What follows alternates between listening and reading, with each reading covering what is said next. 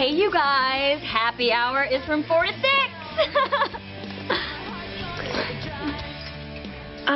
Is there alcohol in this? Oh, God, honey, no. What kind of mother do you think I am?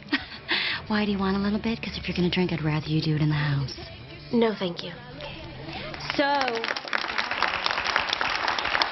Wow, that clip from the movie Mean Girls is pretty crazy, but it's certainly not outside of reality. Are parents peer-enting rather than parenting? What are our guidelines in the digital age? In the past week, a couple of news stories really jumped out at us for discussion. So we invited two of our favorite experts to join us.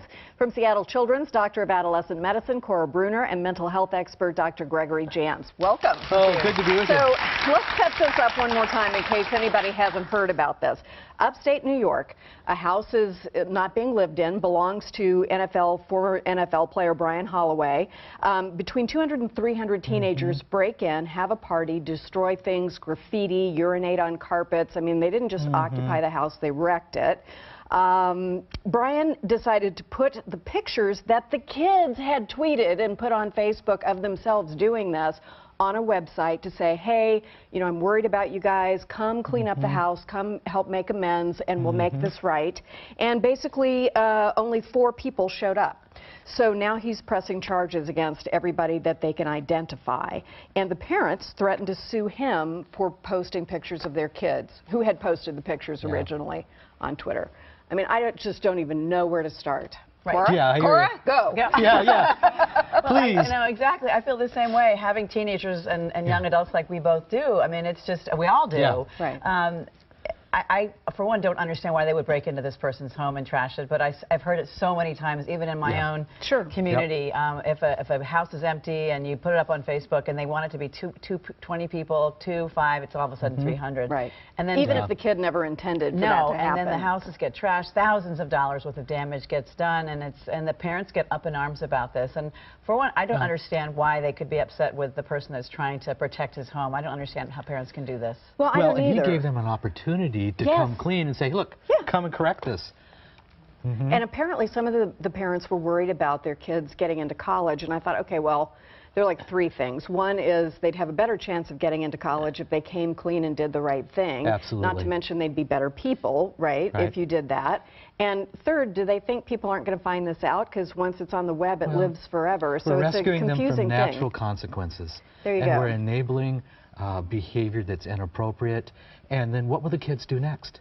Who knows? Well, if you look at drinking in college, people drink more in college than at any other times in their life. Right. So if you don't stop this behavior now, then it's just going to keep going. And well, and isn't it true? I mean, what do I know? I've only raised 1 kid, but it seems to me like it's not the mistake because kids do stupid things. I did. You know, you two probably didn't, but I did.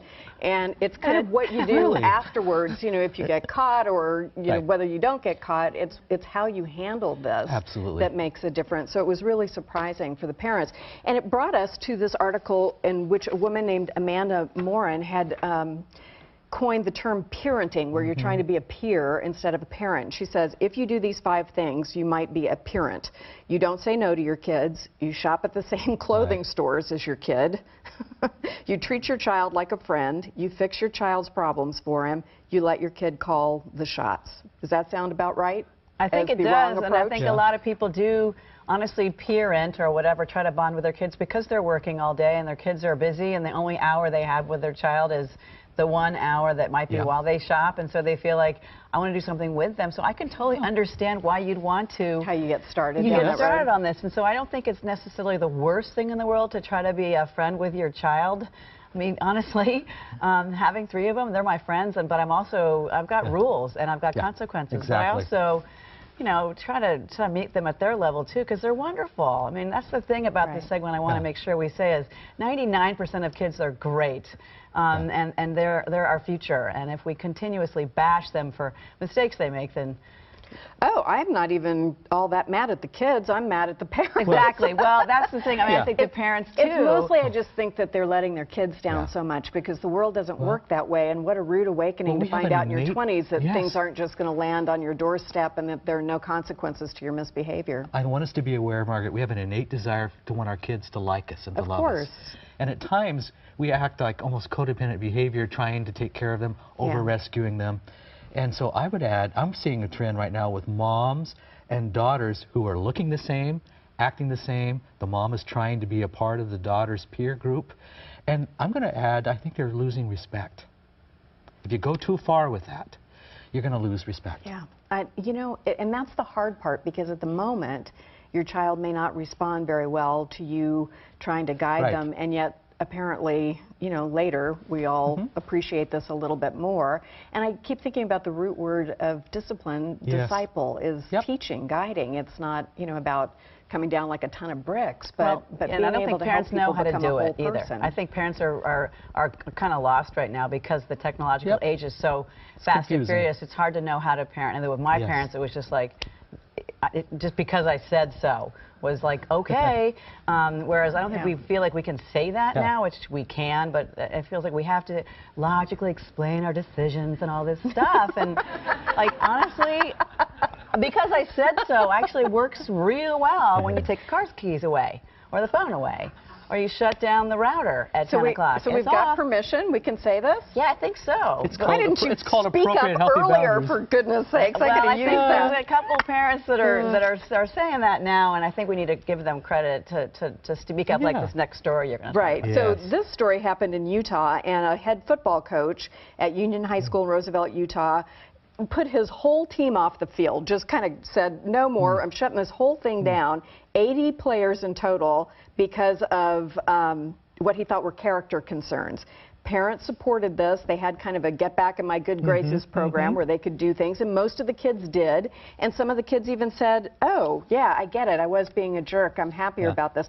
But in this case, everybody kind of embraced this approach. I'm not sure that would work as well in a community if parents were saying, what are you doing, and fought the coach. But that was an interesting thing to do. That was wonderful. I would agree. I'm really proud that they did that, and I'm proud that the community kind of got involved in this, and that we all know about it. Thank God for the social media and the news that we all can learn from this person and what they did, which I think was the right thing to do. The other part of the clip from Mean Girls that we didn't show is Amy Poehler's character saying, I'm the cool mom. Right. It just seems so I don't dopey. think so. But no, apparently not. I mean, is that maybe at the root of it that we're not as different from our kids maybe as our parents were from us. The generational generational gap is not as wide as it used to be. Right.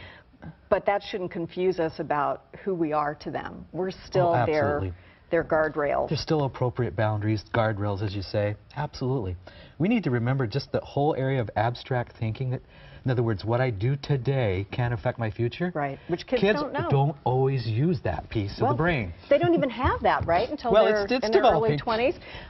Yeah, we're waiting on that for some kids. If you'd like to read these articles, please visit our website for the links. We really appreciate you being here. Yes. Come back. Let's talk about this more. More New Day after this break.